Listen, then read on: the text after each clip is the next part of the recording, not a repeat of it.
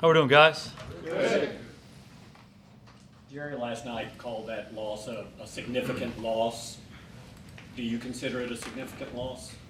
Yeah, unfortunately, we didn't win the ball game, and obviously they're a good team. They've been a good team for a long time, and we didn't do enough to get the job done. The biggest thing for us is to get our eyes forward on this game on Thursday. When you play the Thanksgiving game, you have to put the last one to bed. Really, once you get off the plane on Sunday night, and you get your eyes forward as coaches and as a football team, I thought our guys did a good job of that today. Jerry was pretty critical of the coaching staff and the things that happened in the game. Do you ever think sometimes when he says those things that can undercut messages that you guys have for players? Again, we just got to focus on coaching as well as we can and playing as well as we can. And there certainly were some things in the game that we have to get better at, and we're going to work on that as a staff and as a football team. But again, our eyes are forward on Buffalo. You meet with Jerry all the time. Have you talked with him since last night's game? I have not. Typically we have a personnel meeting on the Monday after the game, but we haven't traditionally done that when we have the short weeks. We just get our eyes forward. Does it make it any more difficult to focus when you have kind of that running commentary coming from him? Not really. Again, we just have to focus on what we need to do as players and coaches as a football team to get ready for the next challenge.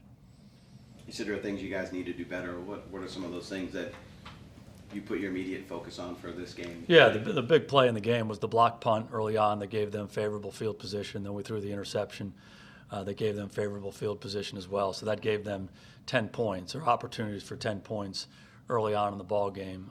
There were some other things that we obviously have to get better at in a game like that. It was a challenging day for everybody. Both sides had a hard time handling the ball, throwing the ball, and catching the ball the way they wanted to. But typically we've been a really good third down team for most of the year. Third downs weren't as good as we needed them to be in the game. I thought defensively we did a really good job, essentially slowing them down and making them work for their points beyond the ones that we gave them, with the block punt and with the turnover. Just more efficient offensively, both running the football and throwing it, keeping drives alive, and then once we get down there, cashing on the scoring opportunities. The return game, again, with the challenging weather, we didn't handle the ball as well as we needed to.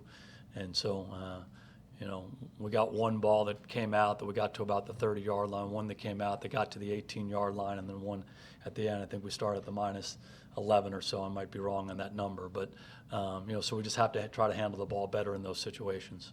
Jerry made it pretty clear that he felt like you guys were out-coached yesterday. Do you feel like you and your staff were out-coached? Yeah, again, great respect for Coach Belichick and his staff and what they do. They've been fantastic for years. The biggest thing we try to focus on is what we can do better as a coaching staff and as a football team, and that's really where our attention is. Any thoughts of, I know you love Pollard offensively, any thoughts of maybe making a change at kick returner? No, not really. We have to do a better job there. Tony's done a good job for us with all the opportunities, and he'll keep learning from those experiences. We'll keep learning from those experiences as a coaching staff and as a return unit, and hopefully get better as we go forward. Why was he still standing at the goal line, and especially those ones going into the win when they were playing the pooch game? Should have been closer. We put receiving guys up around the 20-yard line to handle the real short kick. That wasn't going to be his ball anyway, but he should have been closer. Special teams has been an issue for a majority of the season. Are you surprised that here we are in November still talking about some of those issues with that unit? Again, you're always trying to get better. There's going to be issues with every part of your team every week. And what you try to do is you try to identify those issues and get better as you go forward. Build on some of the good things that happen in the game and clean up the bad stuff and keep moving. What was the coaching point on the block punt? It wasn't an exotic look. It was just a man rush. And unfortunately, they won on one of our guys. And, our set wasn't quite as clean as we wanted it to be. The guy who blocked it was a little bit wide, so we needed to be a little bit more vertical, a little bit more square in our set. And unfortunately, we didn't get to that point. Is it as simple as saying Stephon Gilmore did a great job on Amari, or is there something more they were doing to limit him in that game? Gilmore did a good job. Gilmore's a good player, obviously. And he was on Amari a lot, but, there were other instances where he wasn't. And, again, a challenging day to throw the football for everybody, for both sides, and weren't as efficient as we needed to be in the ball game. And, hopefully we'll learn from that experience and get better.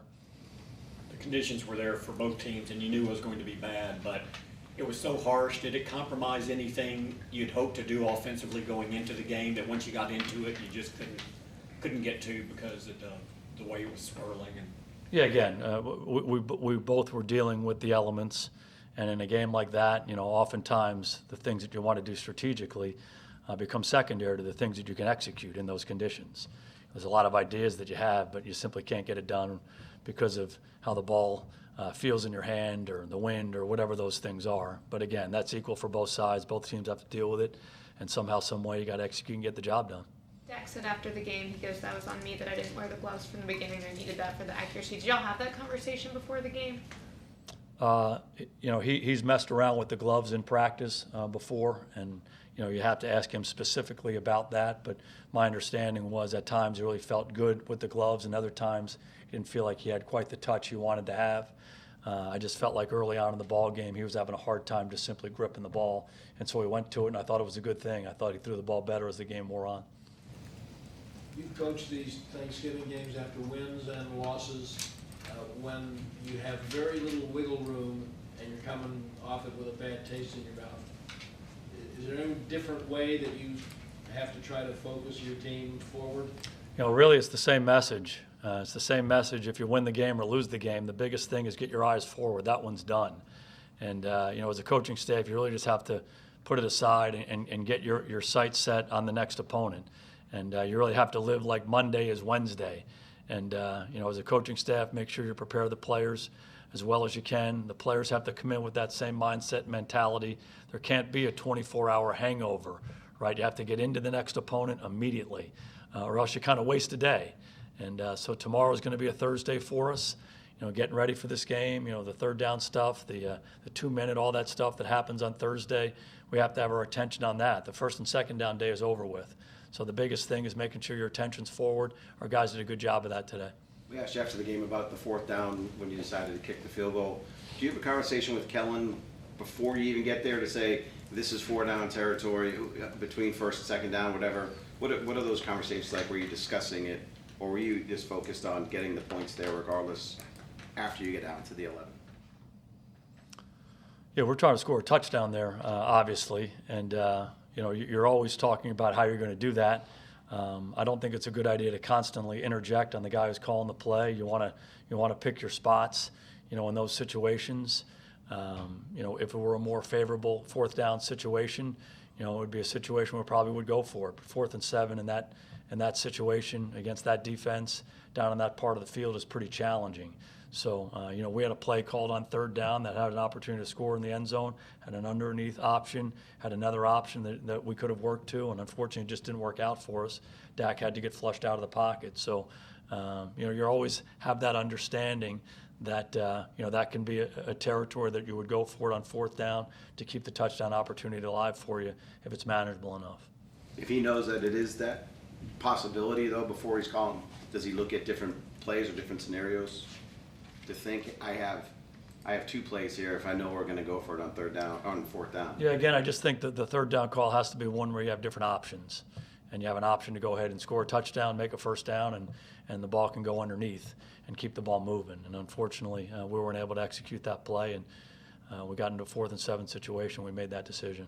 Your first option was the touchdown. It was the pass to Jarwin. I mean, in your route trail there, you wanted that first, and then you were going to take something underneath depending on the look. Yeah, just typical when you're talking about pass offense in general. Maybe I should talk specifically about us. Is you have vertical options, you have intermediate options, you have check down options, and very rarely do you call a play that says this is the only guy who's going to get the ball. It's pattern versus coverage. And you try to give your quarterback different options based on what they play and give him a good answer that he can handle. And we certainly try to do that in that situation, and unfortunately it didn't work out. Looking ahead to Thursday, Frank Gore coming to town, and of course yesterday you surpassed Barry Sanders to be 3rd in all-time in league history in rushing yards. So what do you see in regards to the longevity of his career and how he's had so much success? Just an amazing football player.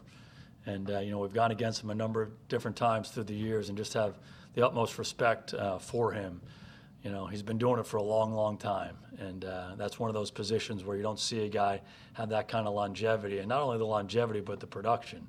He's been so productive for such a long period of time. And he's got a tremendous feel and instinct for the game, great vision, He's got a tremendous competitive spirit, and he's someone that, I think anybody who loves football has a tremendous amount of respect for. Y'all are among the top 5 teams in most penalty yards this season. What goes into that, and what do you need to do to sort of eliminate that? Yeah, obviously that's not something you want to have. I think it's important to evaluate what kind of penalties they are. If they're penalties that are self-inflicted, if you will, pre-snap penalties, post-play penalties, you really have to make sure you address that. Sometimes penalties happen within a play that are going to happen. If you're going to be an aggressive, physical kind of a football team, you certainly want to keep those to a minimum as well. We try to address them as they come, and if there's some overarching theme, we have to make sure we have a focus on it to make sure we eliminate those because they impact the game. After watching the tape, the tripping calls on Frederick and Tyron Smith, what's your thoughts on what they called there? Yeah, no real comment on that.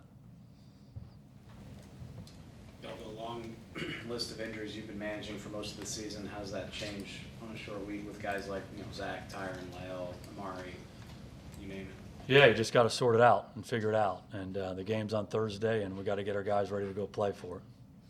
And Antoine, anybody else come out yesterday?